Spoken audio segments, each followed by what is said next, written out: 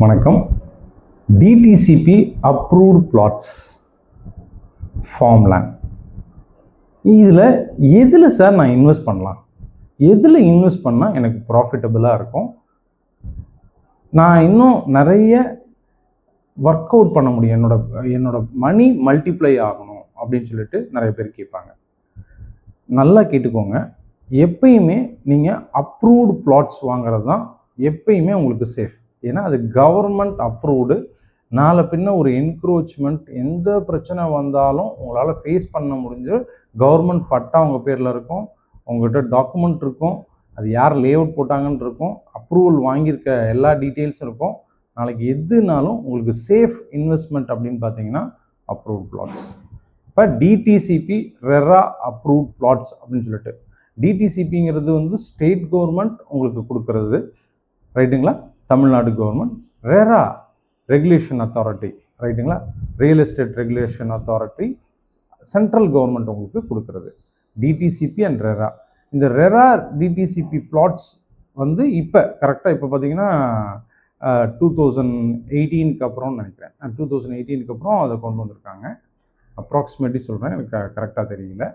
இது இல்லாமல் இதுக்கு முன்னாடி டிடிசிபி அப்ரூவல் மட்டும் இருந்திருக்கு, அந்த பிளாட்ஸும் இருந்திருக்கு.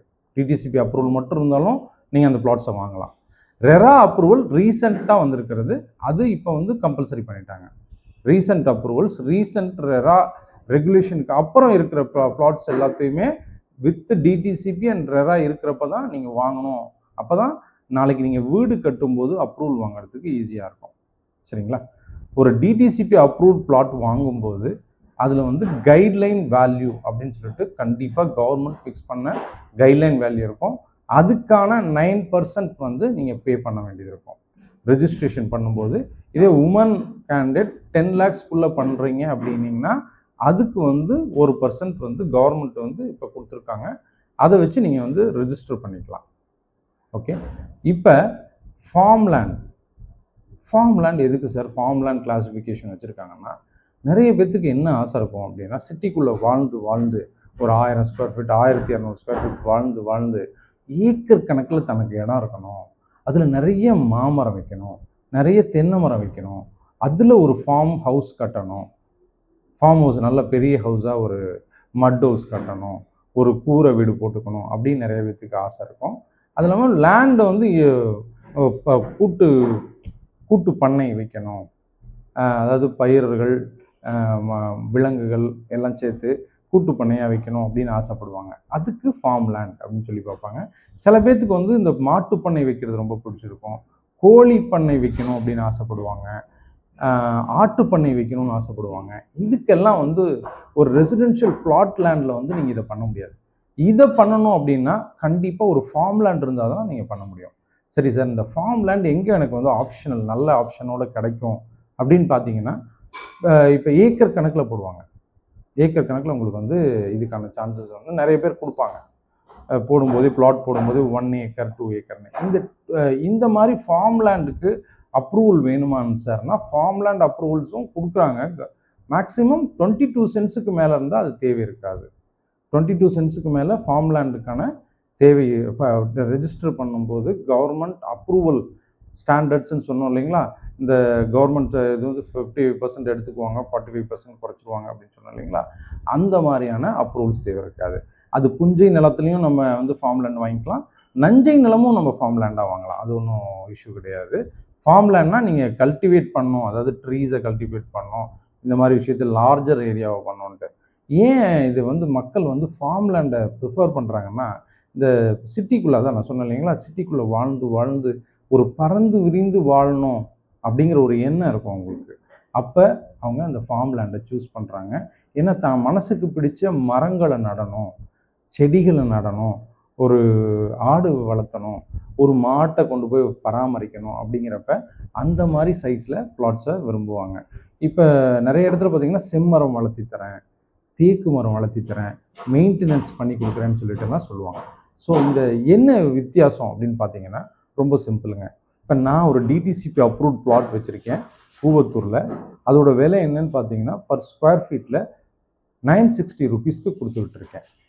அது ஏன் அப்படின்னா அது 6 ஏக்கர் 10 சென்ட்டு அதில் வந்து எனக்கு ப்ரொடக்டிவ் அந்த இடத்துல வந்து ப்ரொடக்டிவாக எனக்கு கிடச்சிருக்க இடம் அப்படின்னு பார்த்தீங்கன்னா எனக்கு வந்து ஒரு 4 ஏக்கர் கிடச்சிருக்கும். ஏன்னா ரோட் ஃபார்மேஷன், ஜென்ரல் பப்ளிக் யூசேஜுக்கு கொடுத்த பார்க்கெல்லாம் போக 6 ஏக்கர் 10 சென்ட்டில் எனக்கு கிடச்சது 4 ஏக்கர் தான் ப்ரொடக்டிவாக சேல் பாயிண்டில் கிடச்சது. ரைட்டுங்களா? இதே நான் ஒரு 4 ஏக்கர் ஃபார்ம் லேண்ட் போட்டிருக்கேன் அப்படின்னா எனக்கு ப்ரொடக்டிவ் லேண்ட் அப்படிங்கிறது வந்து பார்த்திங்கன்னா இந்த 20% தான் எனக்கு செலவு இருக்கும் அந்த இடத்துல. 80% எனக்கு லேண்ட் வந்து அதிகமான யூட்டிலிட்டி கிடைக்கிறதுக்கு வாய்ப்பு இருக்குது. அதை 8 பேர் ஒரு ஏக்கரை வந்து சீக்கிரமாக 25 சென்ட்ஸுங்கிறப்ப எனக்கு லாஸ் கம்மியாக இருக்கிறப்ப அந்த இடத்த வந்து கம்மி ரூபாய்க்கு கொடுக்க முடியும். ஒரு 750 ரூபா 700 ரூபா அப்படிங்கிற அந்த அமௌண்ட்டுக்கு என்னால் ஃபார்ம் லேண்டை கொடுக்க முடியும். அதனால் ஃபார்ம் லேண்டுங்கிறது சின்ன காசுக்கு பெரிய இடமா கிடைக்கும். பட் அதுவும் செக்யூர்டாக கிடைக்கிறதுக்கான வாய்ப்புகள் உங்களுக்கு பட்டா எல்லாமே உங்கள் பேர்லேயே வந்துடும். அப்போ அவங்கவுங்க மைண்ட் செட்டு தான் இதில் முக்கியம். இப்போ என்ன மைண்ட் செட்டில் இருக்கீங்க? ஒரு ரெசிடென்ஷியல் பிளாட் இப்போ நான் ஒரு சென்னையை சுற்றி வாங்குறேன். இப்போ மேடவாக்கத்தில் ஒரு இடத்துல வாங்குறேன்னா அங்கே போய் ஃபார்ம் லேண்ட் வாங்க முடியாது. அங்கே வந்து ரெசிடென்ஷியல் அப்ரூவ்ட் பிளாட்ஸ் தான் நான் வாங்கணும். ஏன்னா அதுதான் எனக்கு சேஃபு.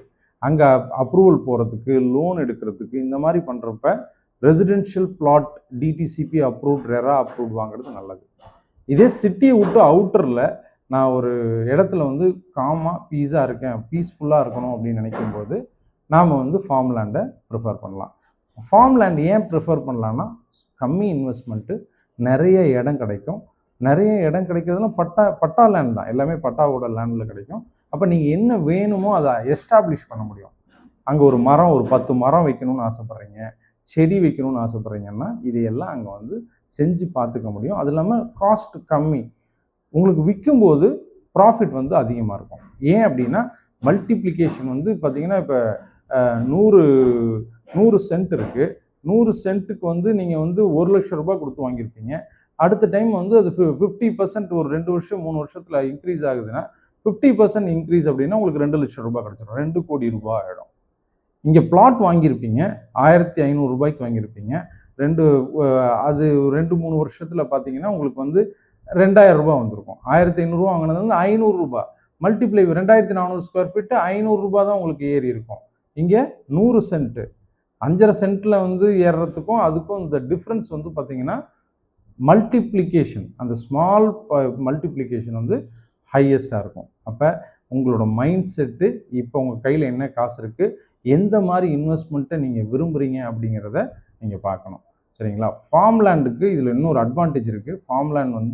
ஃபார்ம் லேண்டுக்கு வந்து வித்தின் 8 கிலோமீட்டரில் அது ஒரு சர்டன் இது வரைக்கும் கேபிட்டல் கெயின்ஸ் இருக்காது. கேபிட்டல் கெயின் உங்களுக்கு லெஸ்ஸாக இருக்கும். வாங்கின காசுக்கு அந்த கவர்மெண்ட் சார்ஜஸை மட்டும் நீங்கள் அட்ஜஸ்ட் பண்ணால் போதும். முனிசிபாலிட்டியிலேருந்து, பஞ்சாயத்து ஆர் முனிசிபாலிட்டிலேருந்து 8 கிலோமீட்டர்ஸ் தள்ளி நீங்கள் வாங்கும்போது உங்களுக்கு அந்த ஃபார்ம் லேண்டு கேட்டகரியிலேயே வரும். லாபம் வந்தால் மட்டும் கேபிட்டல் கெயின் பே பண்ணால் போதும். இங்கே சிட்டிக்குள்ளே வாங்குகிற ப்ராப்பர்ட்டிக்கு வந்து நீங்கள் கண்டிப்பாக கேபிட்டல் கெயின் வந்து கண்டிப்பாக உங்களுக்கு கிடைக்கும். அதனால் இந்த மாதிரி நிறைய பெனிஃபிட்ஸ் ஃபார்ம் லேண்ட்லேயும் டிடிசிபி நிறைய இதில் அட்வான்டேஜஸும் இருக்குது, டிஸ்அட்வான்டேஜஸும் இருக்குது. அது எங்கே நம்ம இன்வெஸ்ட் பண்ணுறோன்றதை பொறுத்து இது மாறுபடும். இது மாதிரி நிறைய விஷயங்களை நம்ம தொடர்ந்து பேசுவோம். இந்த சேனலை சப்ஸ்கிரைப் பண்ணிக்கோங்க. உங்கள் வியூஸை கமெண்ட் பண்ணுங்கள். உங்களுக்கு இந்த மாதிரி லேண்டு வச்சுருக்கீங்க, இதில் ஏதாவது டவுட் இருக்குது, இதை பற்றி தெரிஞ்சுக்கணும் அப்படின்னா கமெண்ட் பாக்ஸில் போடுங்க. உறுதியாக உங்களுக்கு நான் ரிப்ளை கொடுப்பேன். நன்றி, வணக்கம்.